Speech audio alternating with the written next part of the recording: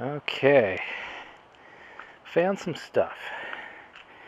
So I found the ignition coil, so I can test that. I found the CDI. That doesn't seem like it's stock to me, but doesn't really matter because there's a whole bunch of damage to the wiring. You can see someone's been chewing. I bet that's not the original problem with the spark. That's just a problem from storage. So I gotta fix all the, yeah, this right here goes to there.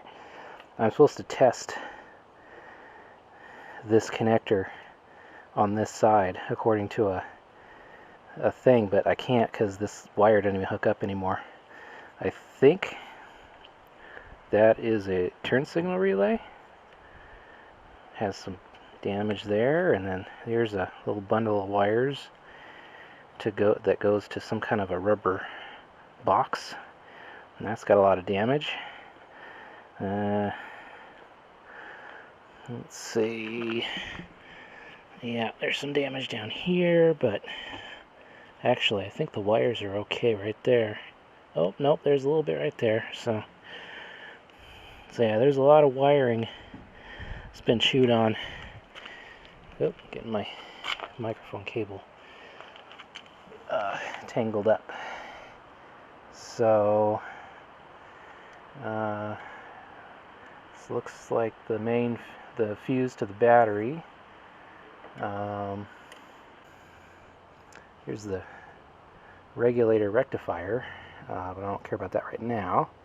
Here's a whole bunch of wires go down here. I assume this goes from the, oh yeah, there you can see them right there.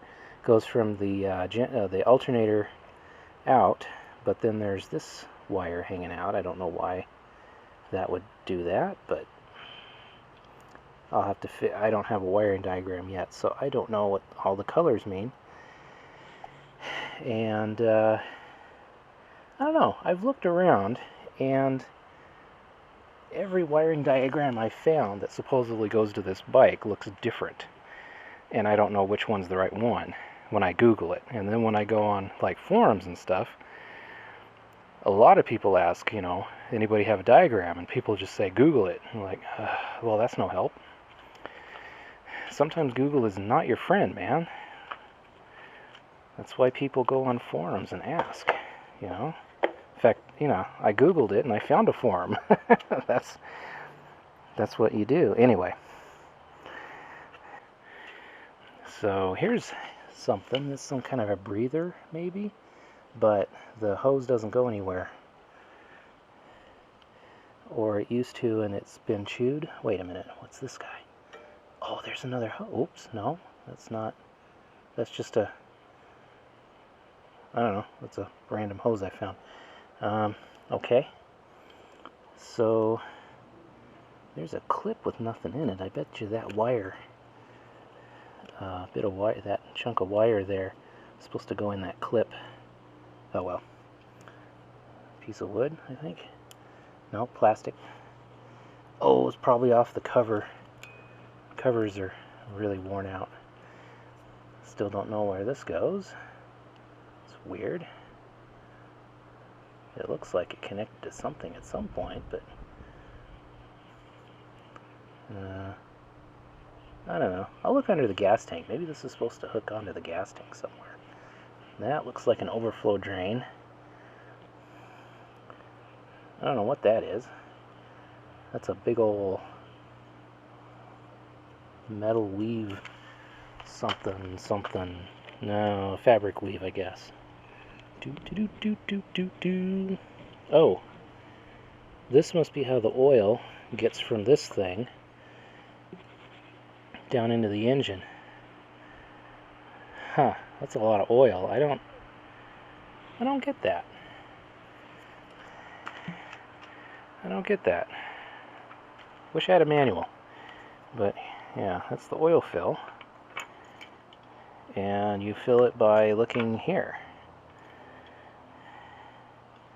And as you can see, there's like pretty much nothing there. So it's less than empty. So before I ever even try to turn the engine, start the engine, I'm going to have to... Boy, look at that. I think that might have been transparent at one point. Not now. I wonder... Okay, I can at least get it level. But yeah, I'm not going to worry about the brakes right now. So, as far as I can tell, the wiring over here is good. It's just way over here. It's all in this area. It's all chewed up. This is like a new...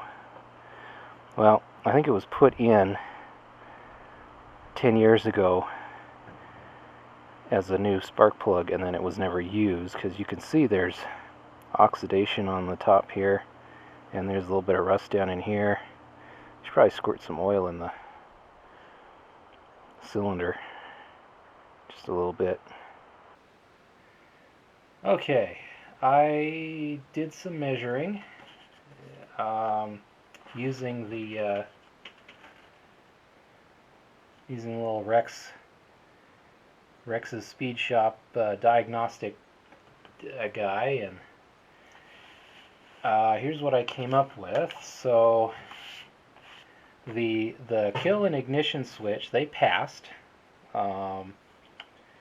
So they all had 0.5 ohms until run and on were both, or kill and ignition were both on, and then there was no connection there.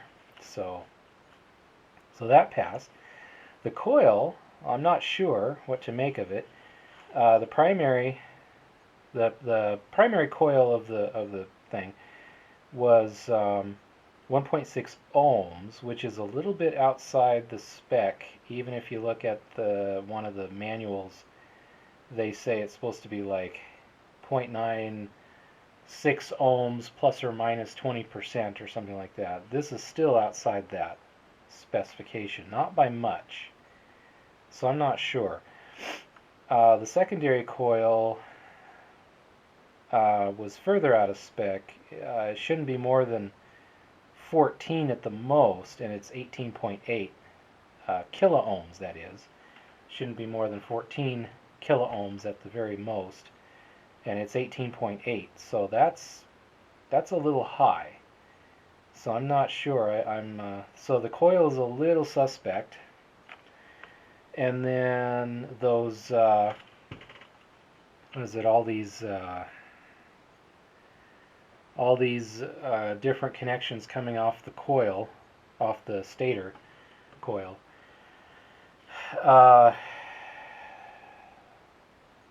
They are all within spec. They're within. They're closer than 30% of the ideal here.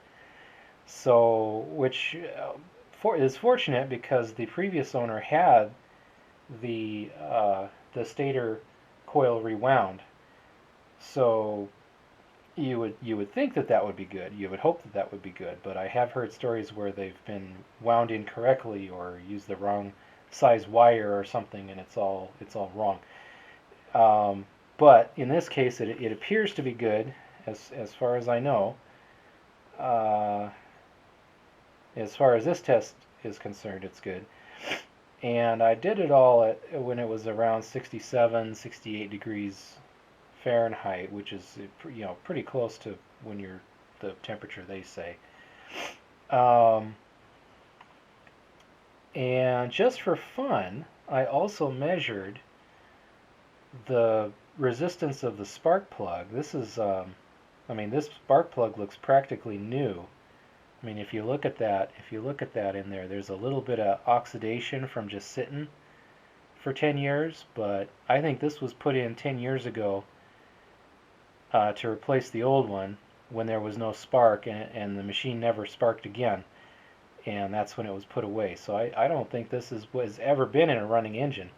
However, and I don't know if this is from sitting or what, but when I measured this, I got 1.5 mega ohms, and I said that right, 1.5 million ohms. I didn't believe it, so I got a different multimeter out. I measured it, and I got just a hair under 1 million ohms, 1 mega ohm. Well, whichever one of those is, there we go. Okay.